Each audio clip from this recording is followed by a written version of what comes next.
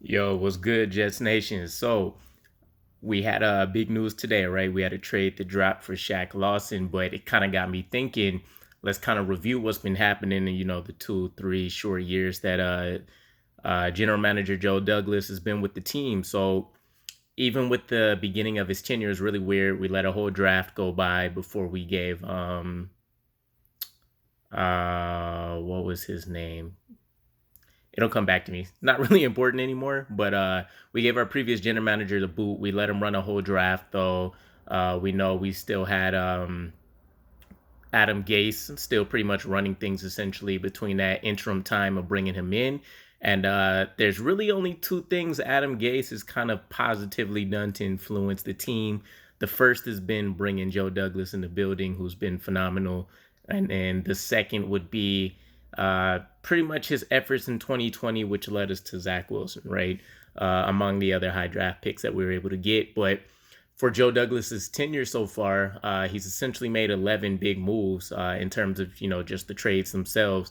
At least that I can count. If there's more or anything, make sure you guys are keeping me honest. Drop it in the comments. But and in no particular order, we have the first one with Alex Lewis. We brought him in from Baltimore for a conditional seventh round pick in 2020. So it's really awesome to see. We also had a Kalichio Simile at the time. We know that kind of went south relationship wise between the team and the player due to injury, but Alex Lewis stepped up in his place. And he's kind of been a mainstay essentially at left guard for us. We haven't had, elite level production from him, but he's stepped in. He's really serviceable. I think anytime you get a backup that ends up having some level of starter potential, it's a huge win. So I'm considering that trade a dub. So 1-0 for JD, right? And he kind of used those Baltimore connections for that. The second one, Nate Hairston. We took a gamble during the draft. We gave, I believe, Indianapolis, I want to say. It could have been Baltimore. I can't really remember. But we gave them a 6th-round pick in 2020. And we figured, why not? We know we need secondary help. We have a player that's been in been in the league a few years already. This is it should be an easy win if we get any kind of level of production. And that one didn't quite pan out. Nate Hairston had some time to play, but we never really got any game-changing plays, any solid level of man coverage from him. And I believe he actually ended up dealing with a few nagging injuries that kind of kept him out of games during that time frame too. Moving on to the third trade, though. So far, we're kind of at 1-1. Put Nate Hairston in the loss column for us, but it's a 6th-round pick, so you can't really fight it too much. Moving into the third trade, we had Perry Nickerson. We traded him to Seattle, so we got a conditional 7th-round 2020.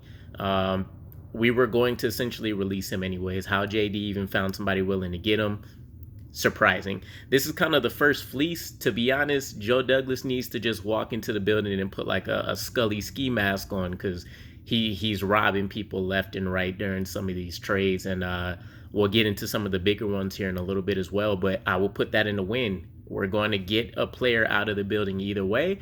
We found a trade partner, we get us a late round pick, and you never know, you find some hidden gems in the 6th and 7th round. Demaryius Thomas, he's moving into our 4th trade, so record currently at 2-1. Joe Douglas winning most of his trades so far. We tap into the AFC East division, and first time we've traded with our rivals in, I want to say it was like over 20 years or something I had seen. We send a 2021 6th-round pick. We bring in a veteran wide receiver. He has the connection with Adam Gase from Denver. And, Demaryius Thomas was hoping to get a career revival. So worth the gamble. We needed help. Try to help out Sam Darnold. And there was some level of play, but really it was kind of like first-year developmental talent kind of production that we got from Demaryius Thomas, which a lot of it was the scheme. A lot of it was protection issues. A lot of it was what we were asking Demaryius Thomas to do. Some of his most elite production years were him coming out as a slot or just kind of being used all over the formation. So we kind of bottled him in and tried to use him as like a chain mover, a bit of a big play threat, which he didn't have that same speed dimension he used to have. But I'm going to chalk that one up to an L. Again, though, how upset can you really be if you're spending 6th and 7th round picks on players that are probably not make your team, or they're going to end up being special team players, for their career if, they ever get onto the field consistently beyond that. So 2-2, JD's record. Moving into our 5th trade, Leonard Williams, one of the bigger ones, right? We brought in Leonard Williams as a first-round pick. We were really expecting him to kind of be that dominant force that Muhammad Wilkerson was for us for a while. And it just never really materialized. We've seen some pretty solid years. I would even say great years. But again, some fans didn't really understand the concept of the 3-4 defense. Defensive lines, they have a lot more responsibilities, a lot more gap coverage things that they're doing from a scheme point. So it was really unrealistic that he was going to hit double-digit sacks, consistently.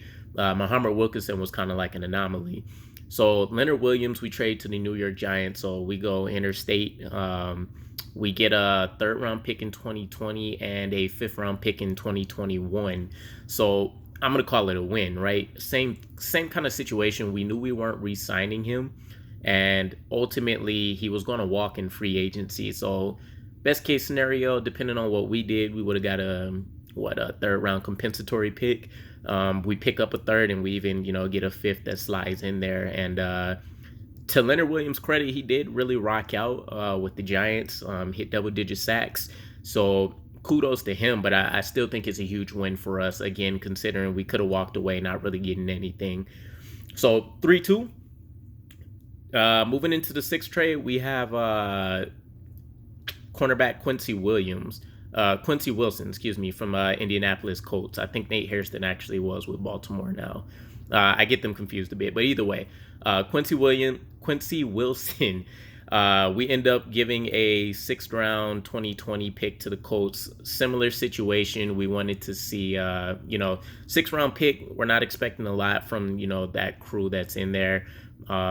Why not take the chance, get a player with some experience? He was a former 2nd-round pick anyway, so he kind of had high expectations, and for whatever reason, it just wasn't working in Indy. But he came in, and he was kind of relegated to like the 4th or 5th cornerback in the rotation from what I remember. It was really, really odd seeing that we never really had any positive news that came from him. So it was kind of like a one and done, I think we might have waived him in the same season. But it was just kind of a real failure. It reminded me almost a little bit of like us trying to work with D. Milliner to such an extent, and then just kind of like injuries and stuff derailed him. But such promise and then no follow through. So kind of the same thing. We're going to chalk this up to an L. Once again, though, same situation. It's kind of a trend for Joe Douglas, which has been really cool to see. When he stockpiles his picks and he has these extra 6th and 7th, he's taking calculated shots on players that should pan out with proper coaching and stuff. Now, a lot of that could probably be blamed to either the player themselves not really working on their craft, or it could have been Adam Gase's, his schematic system is proven for players with top-notch, IQs. We're talking like Hall of Fame, multiple like all-pro kind of year players. And we just didn't really have that talent level with us. And he wasn't key in developing players. So I think a lot of these weren't really going to work out in our favor anyways. But kind of being at the midway point, 6 of 11 trades. Joe Douglas is at 3-3 so far. Moving into the 7th pick, we let go of Jamal Adams. Now, I wanted to keep this kid. He's a monster. He's coming down. He's smacking people left and right. Every time I play, Madden with them, I'm getting like 14 forced fumbles a year. And he's doing crazy stuff. The only knock on him that anybody could have realistically had was the fact that he didn't really get his hands on the ball often. He probably could have had 3 or 4 interceptions maybe every season, and he had butterfingers a bit. But outside of that, he was making game-changing plays in various other ways, ripping the ball from the Giants, just straight school ground snatching and bullying people. He's knocking on your behind, and he did pretty well for coverage, at least with us. I can't really speak about him joining the other squad, but we got a huge haul for him. 2021 first-round pick. We get a 2021 third, and then we get a 2022... No, excuse me. The first in 2021, the third in 2021, We get a third in 2022, I believe.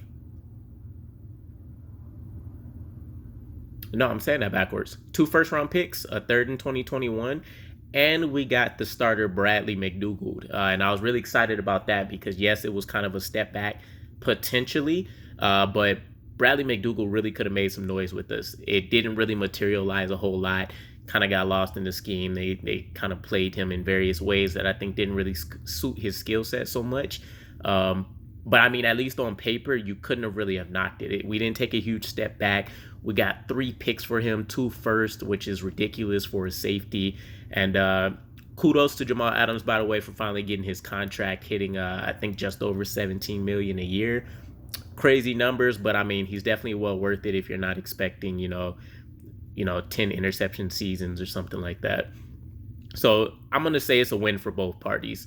A little cliche, but I mean, I think that's really what it is. Jamal Adams, maybe production-wise, fell back a little bit with Seattle, but overall, Seattle has to be happy, especially re-signing him, and I know we were definitely more than ecstatic. Moving into trade number 8, Jordan Willis. He was a defensive end. We ended up giving a 2021 7 to the 49ers, and we got back a 2022 6. So JD kind of continuously keeping those 6th and 7th round picks stocked up. I'm going to call that a win for us. He wasn't going to make the roster anyways, and we were able to make something happen. Moving into trade number 9, Avery Williamson. So kind of a fan favorite. I think people like that he stepped up and was super productive when CJ Mosley went down. We never seen that tandem together really, but it was nice to still have someone that was pretty dominant. So we let him go to Pittsburgh when things fell apart after Adam Gase's departure. We gave up a 2022 7th. We're getting a 2022 5th round back. So I'm going to call it a win from the standpoint that we know he was on the down arc of his career, at least in terms of how long he can play in the league still. We let him go to a potential playoff team so they continue those aspirations of trying to get a ring. And it's a solid defensive team too. The Steelers are beast. But ultimately, we got a 5th round pick back that is kind of in that midway category where you can get a player that's immediately productive if he fits the scheme and what you guys looking to do, and you kind of make sure you're putting them in that position that suits their skill set immediately, and not that you're trying to make them, change to fit the scheme necessarily. So I'm going to call it a win. Moving into the second from our last trade, this is number 10. We have quarterback Sam Darnold. Huge trade. We send him to Carolina. We get a 2021 6, 2022 2nd, and a 2022 4th. Pretty solid haul back, especially considering it's another one of those situations where we're going to let him go. It's a quarterback that's, let's call it equity in the league, right? Was on a, pretty much an all-time low. We've really soured his career, made it almost look as if he's not even a starting level caliber quarterback, which I think he still had a lot of potential. And we flipped that. JD threw the Scully on, he made it happen, and we got a lot of picks back for him. So much luck to him in the season with Carolina. I think he'll do great things. And then moving into our final trade, we picked up Shaq Lawson today. Put on the Scully again. We sent out a 6th round pick in 2022 to Houston, and we're making it happen to try to at least mitigate some of that loss from Shaq Lawson going down. So overall, of the 11 trades, we can say 6 or 7 of these are definitely dubs for JD. I think he's been crushing it. I might do another video just for his signings and stuff like that in general during free agency or whatever. But let me know what your thoughts are about how Joe Douglas has been, catching the league by storm with some of these trades. What do you think are some of the best ones or some of the worst? Other than that, I'll catch up with you guys again. Peace.